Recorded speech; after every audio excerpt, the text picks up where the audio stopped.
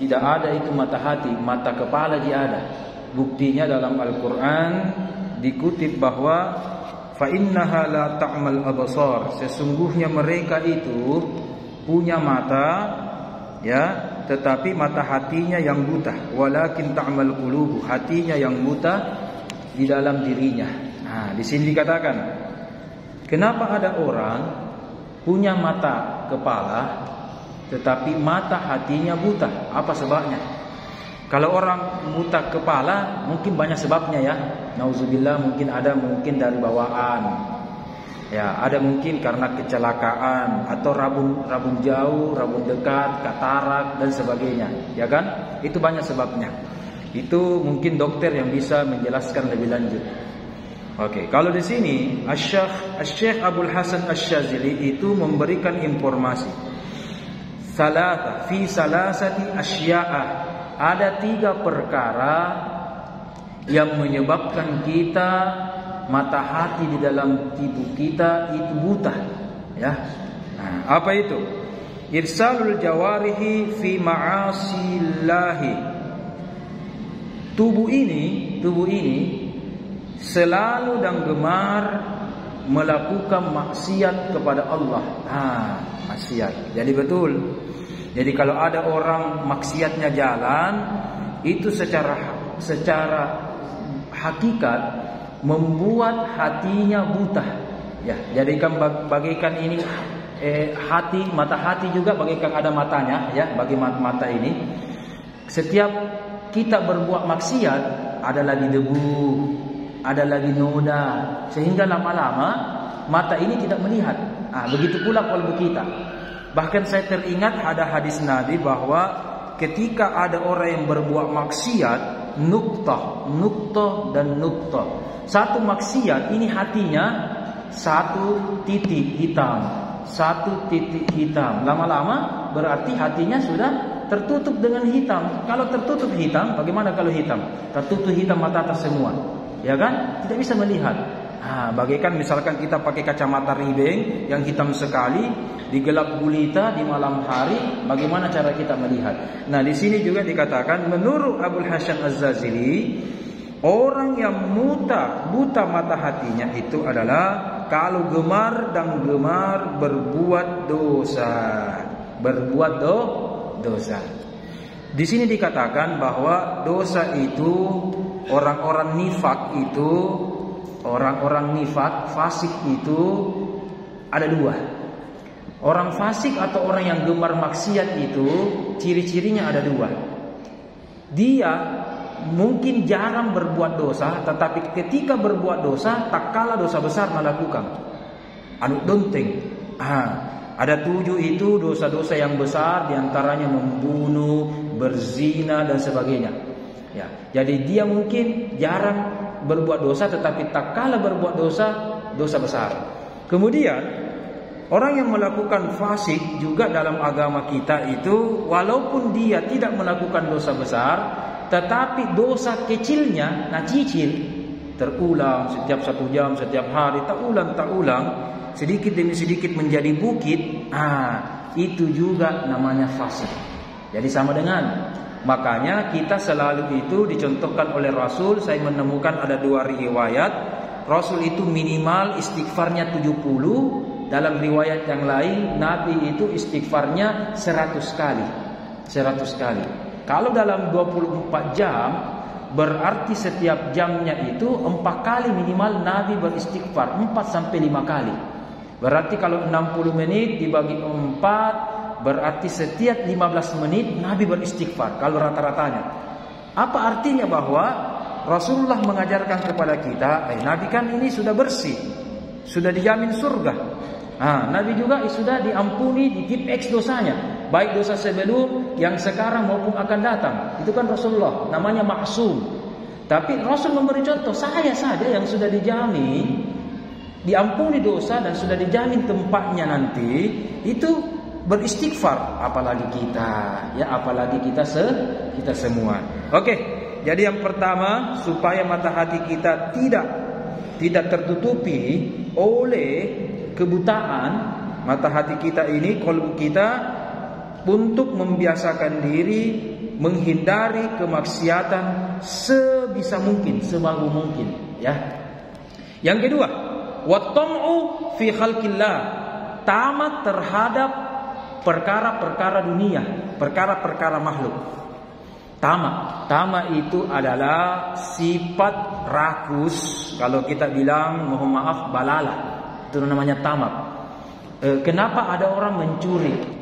Kenapa ada orang mencuri? Karena bukan haknya, rakus, ya, tamak bukan haknya orang lain ngambil. Nah, begitu, ya kan? Nah, begitu. Sehingga di sini dikatakan tamak adalah merasa tidak puas terhadap apa yang dimiliki dan berminat untuk memiliki haknya orang lain. Itu tamak. Jadi selama kita tamak, berarti kita masih memiliki sifat yang bisa membutakan hati kita. Jadi itu tamak itu ada banyak, bapak-bapak, ibu-ibu dan saudaraku yang saya hormati. Ada namanya tamak harta. Itu tadi contohnya.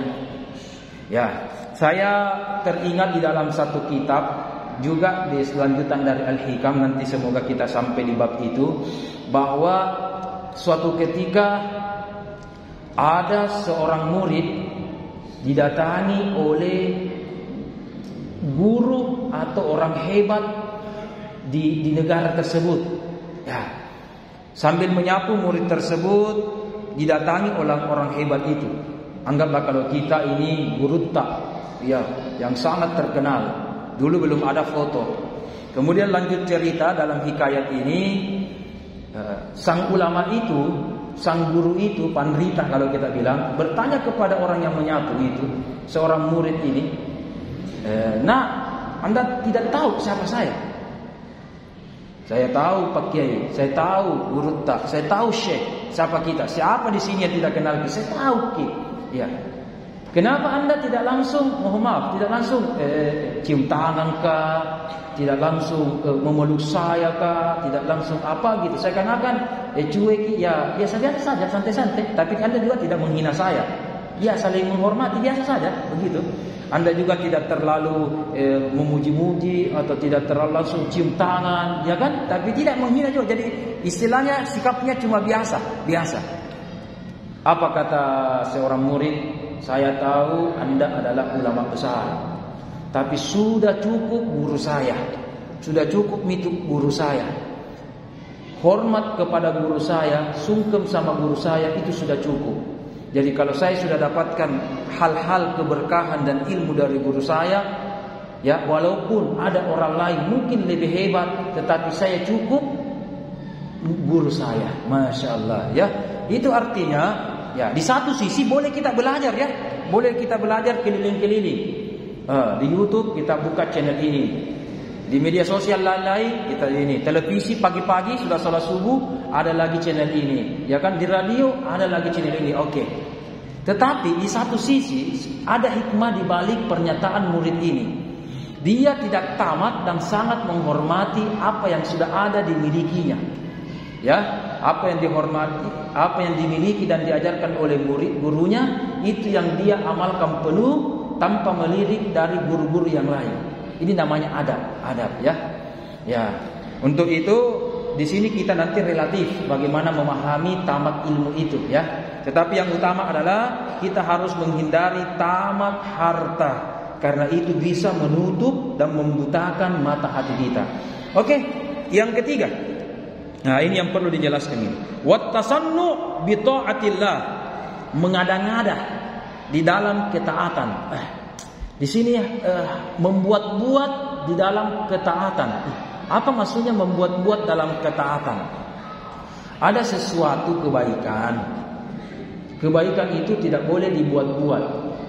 Tetapi kebaikan juga itu tidak boleh juga terlalu kaku.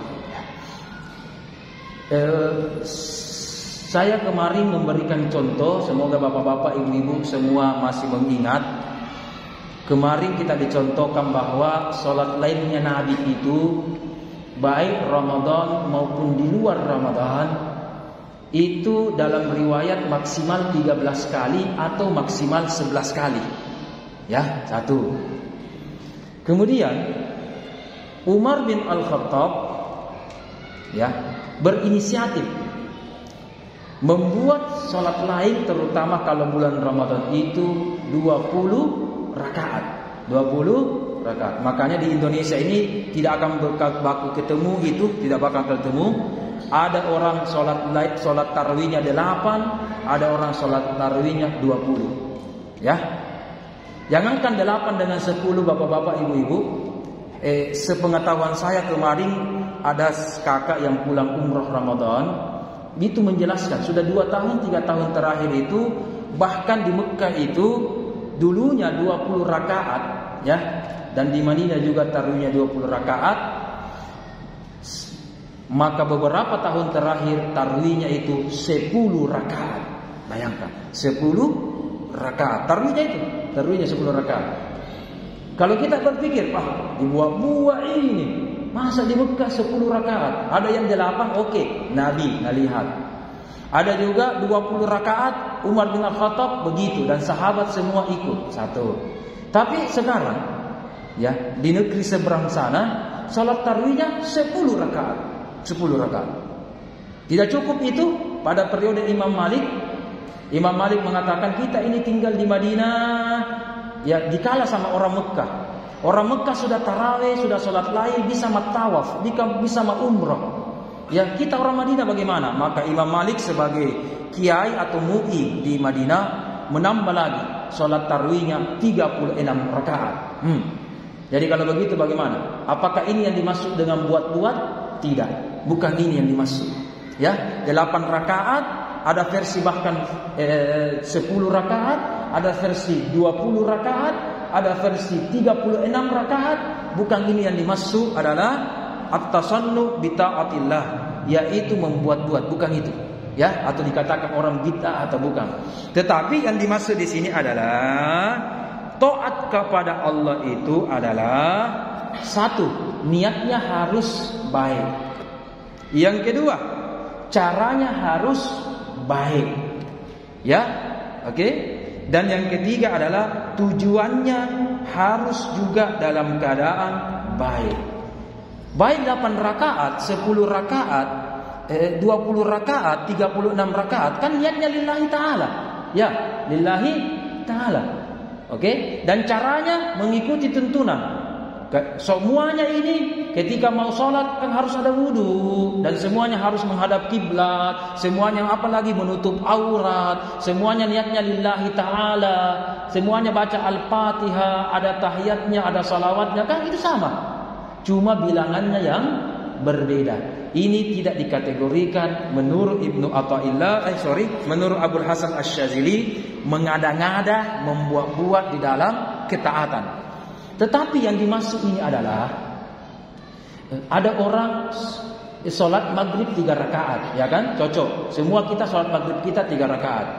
Tetapi mohon maaf, ketika niatnya salah, yaitu misalkan tidak ikhlas kepada Allah, atau ria, sum'ah, mau dilihat, atau ujub, ta'ajjub, merasa angkuh, sombong, membanggakan ibadahnya. Nah, itu yang dimaksud oleh Abul Hasan Asy-Syadzili, yaitu at-tasannu bi ta'atillah. Dia membuat-buat, seakan-akan ia tahu rajin salat berjamaah, ia tahu rajin, ia tahu Senin Kamis misalkan, ia tahu rajin, ia tahu itu dia mau. Jadi dia mau diklaim sebagai orang yang taat, tapi hatinya tidak. Ingat, kita sekarang berbicara tentang penyakit hati, diantaranya buta. Maka yang dimaksud dengan membuat-buat ketaatan adalah tubuhnya sholat, matanya sholat, tetapi hatinya tidak sholat. Begini bapak-bapak, ibu-ibu, kenapa Ibnu Athaillah mengatakan orang yang membuat-buat itu dalam ibadah dikatakan buta hatinya? Karena begini, mata ini, tubuh ini ada kan vitaminnya, ya. Tubuh ini juga setiap hari mandi, ada sabunnya. Oke, tubuh ini ada vitaminnya, vitamin C, pakai wortel apa, ya kan, ada vitaminnya semua. Oke. Nah, kalau tubuh ini selalu dapat vitamin, kalau sakit dikasih obat, ya, Bodrex, paracetamol, Paramix, dikasih obat, dikasih madu, dikasih obat. Nah, kita bertanya, kalau kolbu sakit, Apa vitaminnya? Kolbu sakit apa vitaminnya? Kolbu buta apa vitaminnya? Jawabannya adalah kita harus adil. Allahu Akbar, tangan ini sholat. Allahu Akbar, mata ini ketika sholat menghadap ke tempat sujud, menghadap kepada Allah. Oke, tangan, tubuh, mata, telinga juga mendengarkan Allahu Akbar, Allahu Akbar. Oke, ini semua beribadah. Oke, tapi kalau hati ini ria, oke, tak ujub, sum'ah, sakit, ya, tidak ikhlas kepada Allah, berarti kolbu ini tidak beribadah. Ya, pikiran ini juga tidak beribadah. Maka kita harus adil. Tubuh kita sholat, makanya pikiran juga harus sholat, kolbu juga harus sholat. Nah, di sini dikatakan orang yang membuat ketaatan adalah kalau cuma yang nampak sholat beribadah kepada Allah, tetapi pikirannya tidak sholat, kolbunya tidak sholat. Makanya di sini wajar kalau kolbunya butai, ya kan? Wajar kalau kolbunya garing sakit hati. Ya kan, sakit hati. Makanya ada orang penyakit hati, angku, amarah, sombong, iri, dengki, apalagi ya itu suka marah. Itu kan hati, itu semua hati. Makanya Abu Hasan Asy-Syadzili memberikan kita bahwa di dalam ketaatan kepada Allah kita minta hati ini juga beribadah kepada Allah Subhanahu wa taala. Di situ ya. Kemudian kita lanjut pembahasannya. La tarhar min kaunin ila kaunin fatakunu kahimarir rahai. Jangan kita berpergian. Di sini kemudian Ibnu Athaillah menambahkan. Terus bagaimana hati ini supaya hati ini tidak buta? Ya, supaya hati ini tadi tidak apa? Tamat. Ibnu Athaillah memberikan kata hikmah berikutnya. La tarhal min kaunin ila kaunin. Jangan pergi dari satu makhluk kepada makhluk yang lain. Apa maksudnya satu makhluk ke makhluk yang lain? Terkadang kita itu punya namanya misalkan kecintaan. Hari ini saya cinta emas, besok cinta mobil, besok suka rumah, besok suka jabatan, besok suka dunia yang lainnya. Itu kan namanya makhluk. Semua kan itu namanya makhluk ya. Oke. Jangan kita sepanjang hidup kita itu terus jadi berputar ya kan, uang, emas, jabatan, tahta, apa itu jadi pikir ini, ya kan? Itulah ciri-ciri orang tamat. Nah, apa kata Ibnu Athaillah? Kalau pikiran kita, kolbu kita hanya diiringi dengan dunia, dengan banyak jenis-jenisnya ini dunia. Apa kata Ibnu Athaillah? Itu bagaikan kedelai yang berputar mengelilingi tempatnya. Dulu ada penggilingan bapak-bapak, ibu-ibu. Mungkin di sini tidak ada ya, kalau di Makassar, di Indonesia secara umum. Tapi dulu ada kebiasaan orang Timur Tengah, orang Arab itu menggiling gandumnya dengan menggunakan keledai. Kedelai? Yang mana benar bu? Keledai ya? Keledai. Tak balik-balik kabelah. Ya, keledai. Pakai keledai. Ya, keledai. Jadi ini ceritanya begini. Ada di sini penggilingan di tengah-tengah. Kemudian di Arab itu ada keledainya diikat. Jadi yang menggiling ini bukan kita. Ya, yang menggiling ini adalah keledai yang berputar-putar begini je. Jadi dia berputar terus. Dia yang kodong giling ini. Yang giling ini supaya gandumnya apanya ya di sini. Penggilingan ya begini. Di sini dikatakan jangan di dalam beribadah, motif kita beribadah kita dihiasi dengan dunia. Ya, jabatan, sedikit-sedikit mau lagi wanita, pasangan, apa lagi. Cuma pikiran kita ganti-ganti tapi dunia terus Apa kata Ibnu Athaillah? Itu kahimar, bagaikan yang tadi, keledai yang berputar terus. Walladzi irtahala ilaihi huwallazi irtahala anhu. Apa maksudnya? Ya. Coba lihat keledai. Di sini memulai, sebentar kalau selesai Di sini juga finishnya. Jadi di sini start, di sini juga finishnya. Ya kan? Di sini kita putar. Padahal banyak jalanan yang lain. Oke? Nah, ada orang begitu. Di sini kita diajar oleh Ibnu Athaillah, jangan kecintaan hati kita cuma diliputi oleh dunia dan dunia dan dunia. Jadi kita hanya terputar ini. Jadi kita keliling dunia saja begini. Saya tadi belajar kepada seorang ojol. Tadi saya khutbah Jumat di gua sana, daerah Dentata sana jauh terus lagi. Di parkiran motor saya ketemu dan melihat dan berpapasan dengan ojol ya. Melihat dari jaket warna hijaunya ya. Kemudian saya langsung bersyukur, terima kasih, luar biasa ini Edaing. Tidak semua ini ojol di Makassar waktu sholat apalagi Jumat mau singgah, ya kan? Kemudian dia langsung bilang, dan ini luar biasa. Iya Ustaz, dunia gini. Kenapa? Ya, kalau kita kejar dunia ini kemudian tidak singgah sholat, tidak singgah ke masjid untuk beribadah, tidak ada barakahnya Ustaz. Oh begitu, Masya Allah. Pas bilang tidak ada barakahnya, 2 detik kemudian bergetar HP-nya. Ustaz, Alhamdulillah, langsung masuk orderan. Apa cinika enggak? Oh, rumah makan ayam goreng. GoFood. Iya Ustaz. Terima kasih Ustaz. Assalamualaikum. Masya Allah. Langsung dapat barakahnya, langsung bunyi orderannya. Padahal tadi sebelumnya belum batalnya tunggu tadi pagi. Alhamdulillah sudah tadi itu dapat. Itu artinya apa? Hikmah yang kita pelajari hari ini adalah kita tidak boleh disibukkan oleh duniawi, ya, tapi tanpa melupakan ukhrawi. Di situ ya. Kenapa? Bagaikan tadi keledai yang terputar alladzi irtahala ilaihi huwa alladzi irtahala anhu. Jadi dia di situ kita putar-putar ya, di dalam beribadah kepada Allah Subhanahu wa taala. Kemudian saya teringat ada satu argumentasi kemarin dari seorang jamaah bahwa kalau begitu kita bertawakal kepada Allah. Kan sekarang kita belajar al-hikam, berbicara spiritual. Kalau begitu Ustaz, tidak butuh ki dokter, mohon maaf. Wah, jangan juga begitu. Ya kan? Kita juga ada namanya sebab akibat. Ya. Tapi dokter itu ada banyak. Ya, di dokter itu ada namanya sunnatullah.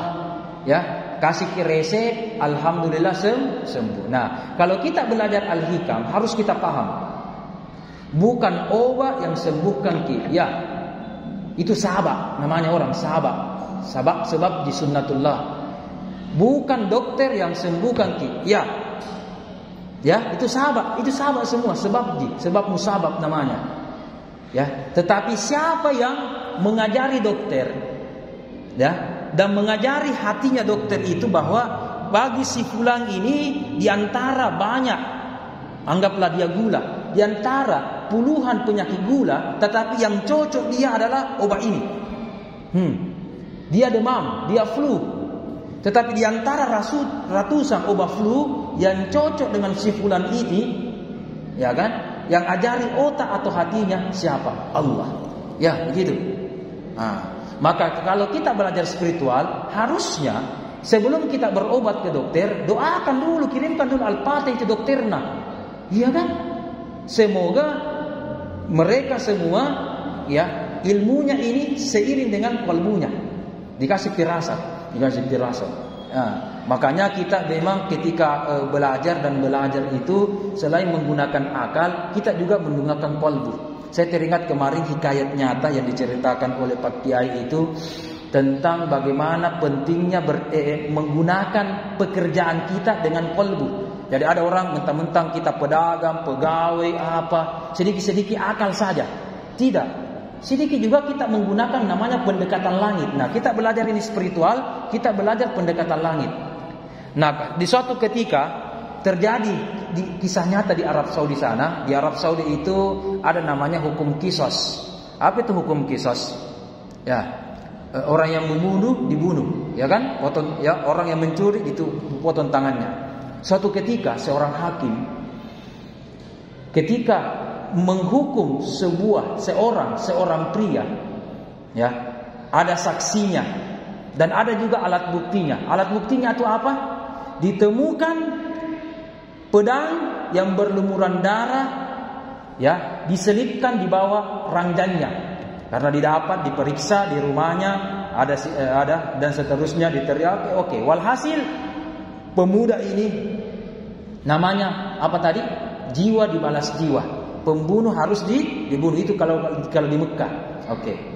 Walhasil singkat cerita, Masya Allah, Guru Tawahab ketika itu menjelaskan, ya, ketika saya lupa ini ketika sebelum dihukum atau ketika dihukum tidak jadi, langsung terbetik hati dari seorang hakim ini, ya, dia mau sholat istikharah dulu, dia mau minta petunjuk dulu, ya. Kenapa? Kasus ini terlalu mudah. Apa terlalu mudah? Terlalu mudah. Buktinya terlalu gampang. Oke?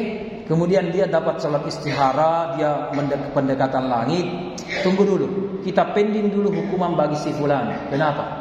Saya pribadi, kata hakim, kalau saya sudah membunuh orang, minimal ini pisau kucuci. Ya, minimal ini pisau, pedang saya cuci. Dan minimal kupacokoi. Di mana tempat yang tidak gampang? Kalau di kamar tidur gampang sekali. Ya kan? Apakah saya kubur, saya gali, atau saya simpan di tempat sesuatu, kemudian ku gembok apa? Ini di lantai, di bawah ranjangnya, kelihatan sekali, gampang sekali dilihat. Ya kan? Ada pemeriksa, gampang sekali. Kalau ada sesuatu mau dipacokko, namanya dipacokko, ya, ada sesuatu yang tidak baik, ya, harus dulu dipacokko baik-baik itu, ya kan?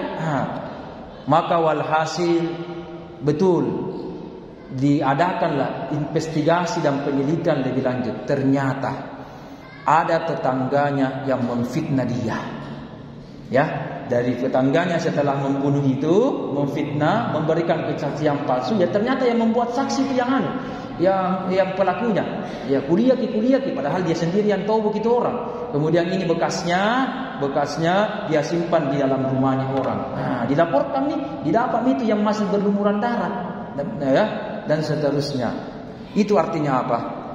Terkadang ketika kita menggunakan pendekatan akal rasio biasa, ya, itu sudah cukup? Jawabannya tidak cukup, belum cukup. Terkadang ketika kita belajar Al-Hikam ini, maka kita diajari apa yang kita lakukan. Bukan hanya pendekatan bumi, tapi harus juga ada pendekatan langit. Jadi kita langitkan cara kita, langitkan doa kita, iringi dengan apa? Salat apa, dan seterusnya. Oke, 5 menit terakhir. Mungkin ada yang ingin bertanya, bapak-bapak, ibu-ibu, dan saudaraku yang saya hormati. Masih ada yang ingin bertanya? Ya, tidak ada ya? Oke. Ada ibu-ibu? Ya. Oke. Kemudian di satu kasus juga ada sebuah kejadian begini. Ada orang pelihara bunga tertentu. Kemudian setelah memelihara bunga tersebut, kemudian rumahnya harum dan rumahnya sudah tidak dimasuki lalat. Ya, saya ibaratkan juga ada benda-benda tertentu, ya, yang biasa dikatakan bahwa ini musyrik. Ini dikatakan ini musyrik. Saya itu pernah dibilangi oleh seseorang karena gemar dari dulu, ya, memakai cincin. Musyrik itu, Ustaz, pakai cincin. Kita tunggu dulu. Nabi Muhammad itu pakai cincin. Dalam riwayat itu Nabi Muhammad itu bahkan memang cincinnya warna hitam batunya dan pengikatnya perak, ya kan, dan seterusnya. Ya, kenapa? Menganggap begini. Tunggu dulu. Kita kembali tadi. Ada tanaman, ada bunga-bunga disimpan di ruangan kita. Bunga itu harum dan bunga itu dibenci oleh nyamuk atau dibenci oleh lalat. Pertanyaannya, kalau kita pelihara ini bunga, musyrik atau tidak? Ya. Oke? Jawabannya adalah tidak. Saya berikan contoh. Bunga yang saya maksud adalah bunga lavender. Ya, bunga lavender itu cantik warnanya, ungu, cantik sekali, segar kelihatan. Bunga lavender harum, kita suka. Ya, makanya banyak itu parfum-parfum lavender. Tapi lavender ini walaupun harum, kita suka, lalat tidak suka. Ya, nyamuk juga tidak suka baunya. Berarti setiap benda, bukan kita katakan musyrik. Setiap benda ada fungsinya. Setiap benda ada kegunaannya masing-masing. Bukan berarti kalau begitu saya tanam ini, saya pelihara bunga ini, ya kalau begitu bisa menghindari nyamuk. Ada kekuatan melebihi Tuhan. Tidak. Selama menganggap bahwa tidak pakai dua, tidak musyrik itu namanya. Kecuali kita menduakan, itu musyrik. Tetapi ini kan ada tanaman, dan tanaman ini memang fungsinya begitu. Ya, dibenci oleh ini. Pengurus masjid ditanya, Pak Ketua ditanya, Pak Haji ditanya, kenapa memiliki mic? Kenapa memiliki mic? Iya kan? Karena mic ada fungsinya. Di Parakai ada fungsinya. Ya, membesarkan suara, ya kan? Membuat kita supaya suara lebih gampang didengar, ya kan? Dan seterusnya. Berarti ada fungsinya. Ya, begitu pula ya, ada orang biasa memelihara atau membuat itu, ada kuliah itu dari Cina, dari Korea, ada cincingka atau ada gelang-gelang di sini, kalung-kalung, ya. Katanya itu ada magnetnya untuk peleparan darah dan seterusnya. Ya, ada begitu. Bahkan harganya itu 2 jutaan, 3 jutaan. Ion apa gitu namanya. Kemudian ternyata terbukti secara ilmiah ada magnetnya, ada elemennya dan sebagainya. Kemudian kita pakai itu dalam bentuk cincin. Kemudian kita pakai itu dalam bentuk kalung atau gelang. Kemudian alhamdulillah ada efeknya dan itu mengandung kesehatan. Kalau begitu kalung itu apa? Batu magnet itu apa? Musyrik. Begitu. Begitu. Jawabannya apa? Tidak. Ya kan? Selama kita anggap ini kan ada fungsinya masing-masing. Ada fungsinya. Ya kan? Ini ada fungsinya dan seterusnya. Berarti kalau begitu bukan kita menganggap bahwa kita menduakan Allah Subhanahu wa taala bahwa ini ada fungsinya. Ya, minimal sebagai hiasan kah, sebagai perhiasan kah dan seterusnya. Dan ingat Allah berfirman, "Sabbahalillahi ma fis samawati wal ard."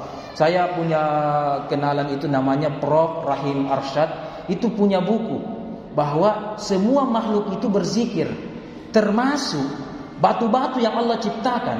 Kenapa batu kerikil berbeda dengan batu peros? Misalkan sama-sama di batu kali. Kenapa? Di situ dalam bukunya Prof. Rahim Arsyad itu dikatakan setiap batu ada zikirnya masing-masing. Dalam Al-Quran memang dikatakan walakin la tafkahuna tasbihahum. Jadi langit dan bumi ini berzikir, cuma kita tidak tahu zikirnya masing-masing.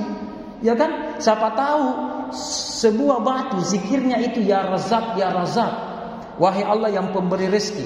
Nah, karena batu itu ada zikirnya dan kita pakai, dan kita juga pakai sholat, pakai beribadah dan seterusnya. Siapa tahu dengan zikir tersebut kita juga dapat sedikit berkah-berkahnya dan seterusnya. Ya kan? Itu memungkinkan. Ya, memungkinkan dan terjadi dan terjadi. Jadi kita tidak tahu semua benda langit ini ada zikirnya. Tapi bukan berarti musyrik ya, dan seterusnya. Untuk itu sebelum kita tutup, sebagai kesimpulan dari kesempatan hari ini, yang pertama adalah bahwa tanda rusaknya hati kita adalah kalau selalu berbuat dosa. Yang kedua tamak, dan yang ketiga membuat terhadap ibadah-ibadah yang ada. Kemudian yang kedua, kesimpulan berikutnya adalah jangan hati ini dari hari ke hari cuma dunia. Karena itu semakin hari dan semakin hari buta hati ini. Dan kenapa kalau hati kita buta? Mana-mana orang buta bagaimana? Tidak bisa membedakan yang mana botol, yang mana gelas, ya kan? Susah kan membedakan? Kalau hati ini buta, tidak bisa membedakan. Ada kebaikan kah? Ada kejahatan kah? Biasa tak balik-balik. Ini kejahatan dianggap baik, yang kebaikan dianggap jahat, ya kan? Dan seterusnya. Demikian dari kami. Wabillahi taufiq wal hidayah. Subhanaka la ilma lana illa ma 'allamtana innaka antal halimul hakim. Walhamdulillahirabbil alamin wa sallallahu ala sayyidina Muhammad. Al-Fatihah. Bismillahirrahmanirrahim.